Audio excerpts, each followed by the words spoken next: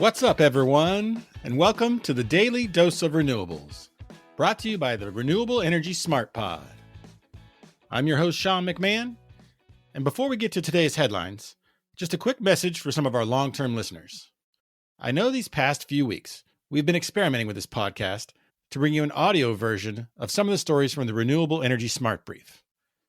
But if you've been listening for the past 4 years, you know that this show also focuses on bringing you interviews with some of the leading minds in the renewable energy sector. What I'm telling you now is that is not going to change.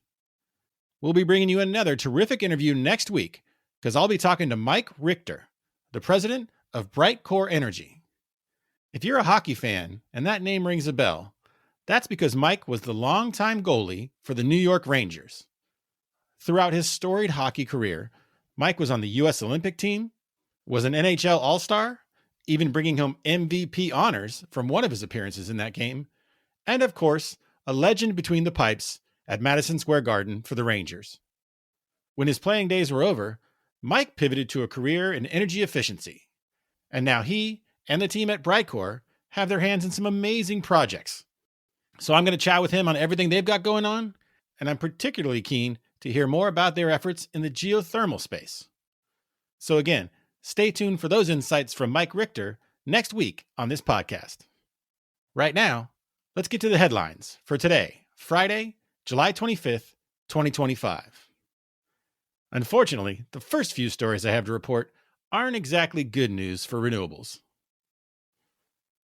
Aren't exactly good news for the renewables sector. Throughout the first 6 months of 2025, President Trump has definitely delivered on the promises he made on the campaign trail to kill projects and jobs related to renewables. E2 has found that $22 billion in clean energy projects have been canceled so far this year, resulting in the loss of 16,500 jobs.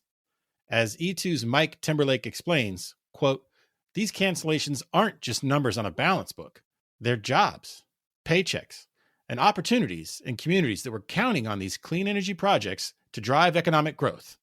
And now they're gone." End quote. Unfortunately, I think these monthly or quarterly tabulations of the impact that the Trump administration's anti-renewables agenda is having on the clean energy economy will probably grab headlines for the foreseeable future. Sticking with a focus on jobs, proposed budget cuts from the Trump administration could lead to significant layoffs at the National Renewable Energy Laboratory and the Pacific Northwest National Laboratory, with each of those organizations considering the elimination of up to 1,000 jobs. For NREL, the Trump administration's proposed budget would cut funding by more than half, from $589 million this year to $268 million next year. Meanwhile, the PNNL would see its funding of $141 million for 2025 completely zeroed out in 2026. In investment news, things aren't looking that great for the U.S. either, with the big beautiful bill causing energy investors to reconsider their investments in the U.S. and potentially shift their focus to Europe. That's according to analysts at Wood Mackenzie. Europe and Asia, which are both home to competitive renewable energy landscapes and higher fossil fuel generation costs, are emerging as attractive investment alternatives. Companies like Engie are publicly weighing these options, while many investors are staying on the sidelines and adopting a wait-and-see approach as policies continue to shift in the U.S. And now that we got those 3 tough headlines out of the way, let's shift to some uplifting news on the innovation front. Google has partnered with Italian energy storage firm EnergyDome to supply carbon-free energy for its operations. This strategic investment is part of Google's goal of achieving 24/7 carbon-free energy by 2030. EnergyDome's CO2 battery technology offers long-duration energy storage without relying on scarce raw materials like lithium and copper. And that is appealing to European policymakers who are focused on energy security. And while we've all heard about these gigantic data centers that are being planned to satisfy the energy demand of artificial intelligence, Armada, a startup that creates movable AI data centers, has raised $131 million from investors including Founders Fund, Lux Capital, and Microsoft's Venture Fund.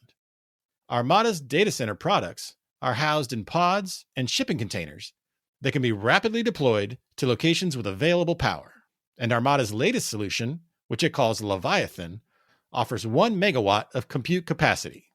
As Armada CEO Dan Wright explains, quote, "We're making sure that we can export these fast enough that the world runs on America's AI stack," end quote. Well, that's our news for today. I hope you enjoy your weekend. And as always, just a quick reminder that this roundup of headlines is just a sampling of some of the stories you can read about in the Renewable Energy Smart Brief. To sign up for that newsletter, click on the link in today's show notes.